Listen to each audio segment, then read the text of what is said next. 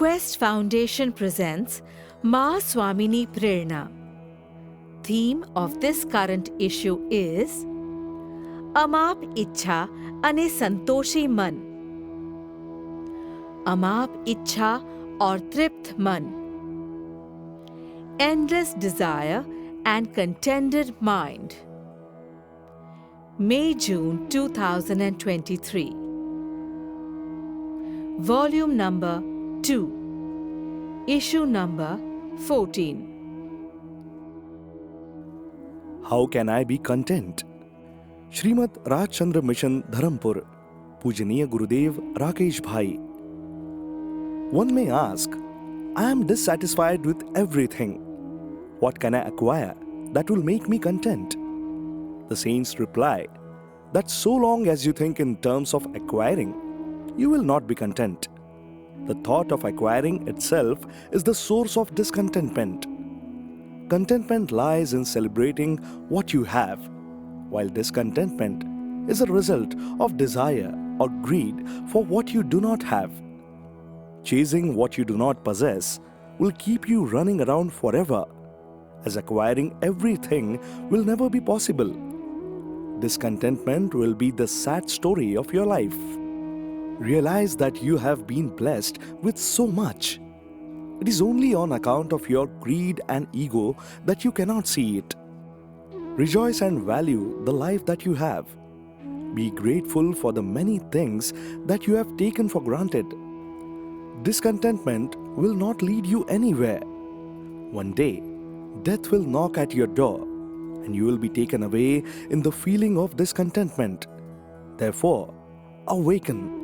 Live with contentment. Contentment is acceptance. One who is content wonders how he has been blessed with such abundance. He feels he has been granted far more than he deserves. He lives in a feeling of gratitude, and this itself is contentment. It is acceptance of what is, and the belief that it is enough. This brings happiness and peace. Each day, every moment, he receives gifts from the Lord as torrents of bliss pouring in his heart. Acceptance is the spirit of a seeker. He surrenders his life unto God like a blank checkbook with a valid signature at the bottom. He allows God to fill in whatever is necessary for him. He has no choice or desire of his own. Acceptance is blissful. Nothing external can dampen the bliss. Where there are no preconditions or desires like, it would be nice if this happens, or if that does not happen, there is no choice. Without choice, there are no demands, and therefore, no anxiety or fear. The mind has no cause for disturbance. The seeker is at peace with whatever happens. There is no need for him to check whether any event is comforting or distressing. There is a unique indifference towards the event itself. His bliss is not dependent on any person, place, or situation, because he knows that happiness or sorrow do not come from the external. Pain of non-acceptance. Non-acceptance and choice cause distress. As soon as someone says, I like light, but do not like darkness, he has made a choice. When he has accepted light and not accepted darkness, he has divided everything into two. He has accepted everything in the world that has light, and not accepted that which has darkness. It is as if the whole world has been cut apart by a sword into two parts. In this, he will fragment himself. He cannot escape. Life will be miserable. Accept completely whatever you get, whenever you get it. Remain content. Have no desire for anything other than what you have. If you remain choiceless, nothing can disturb you. Unaffected by events, the one who remains blissful within is a true seeker. Acceptance out of compulsion is not contentment. Rather, it is helplessness, dependency, and powerlessness. Sometimes acceptance may be out of lack of another alternative. Such forced acceptance becomes painful. Acceptance cannot be succumbing to a situation. It must become an ever-flowing, natural feeling within. Will acceptance lead to inactivity? One may question whether acceptance in all situations will make life inert. The enlightened ones ask the pertinent question: is the goal of your life happiness and peace? Or is it to keep your body, mind, and speech running amok?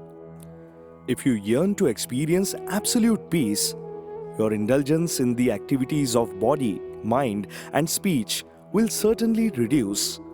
And from the spiritual perspective, this is a virtue.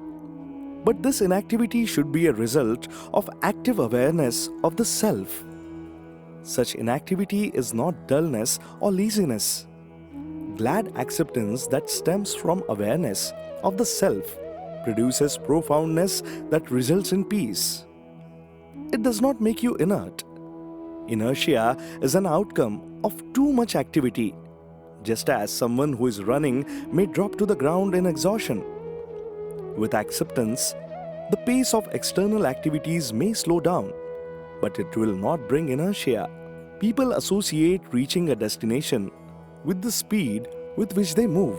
It is believed that the one who runs arrives faster.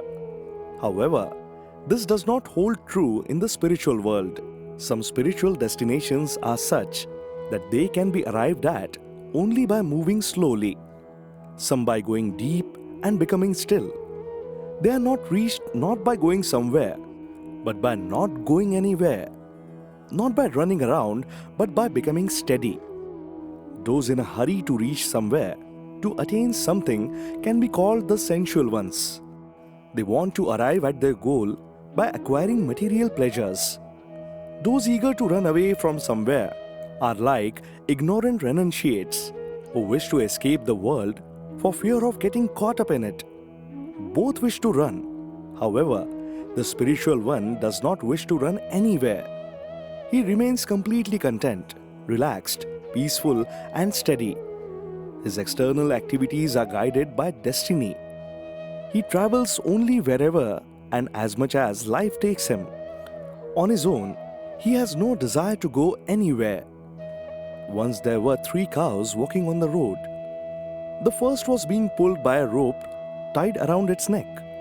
The second was being goaded ahead with a stick. The third was walking calmly on its own. The sensual, dissatisfied one, dragged by his desires towards their fulfillment, is like the first cow. The ignorant renunciate, like the second cow, is pushed ahead by the fear of being trapped in sensual pleasures and worldly relations. The former wants to reach somewhere. For the latter, reaching is not important, but he fears getting stuck where he is, and so wants to run away. The third cow strolls along. It is neither being pulled by a rope nor pushed with a stick by anyone. It is free. It walks in sheer joy with nowhere to reach. It does not want to be released from anywhere. It does not even stop en route. It is living a natural, spontaneous life. In the same way, the true seeker's life is like a river flowing between the banks of joy and sorrow. It does not stop anywhere. He remains unaffected and moves ahead in bliss. Whatever happens, he accepts all completely, living a spontaneous life. Feeling of gratitude. A spontaneous life means living moment to moment, living life completely, a life of profundity in the now. In this, there is happiness, pleasantness, and festivity. That alone is the path of liberation. Man complains only because he is not content with what he has. If he gets hurt and fractures his leg, he complains. If his leg was so important, one wonders why he failed to thank God when his leg was normal and yet reacts when his leg is injured. One day you are hurt, so you complain, and for years nothing went wrong. but there was no expression of gratitude. It appears as though you are determined to remain discontent, sad, and depressed. Infinite bliss has been bestowed upon you, but you remain unaware of it. If you cultivate the feeling of gratitude, you will always remain content and happy. Therefore, strengthen the feeling of gratitude. A spiritual seeker is one whose way of thinking and living has been transformed. In whatever he sees and whatever he gets, his connection with God is not lost. His joy never disappears. Instead, it keeps increasing. He does not become depressed. Ever joyful, he is content, satisfied, and has no demands. He always feels blessed. To remain content and happy is an art. It is not a gift from destiny. It is a reward from the Sadguru, the fruit of his grace. It is the result of the practice of his teachings. Whether standing, sitting, eating, drinking, one who can remain content alone receives an open invitation from the Supreme Self.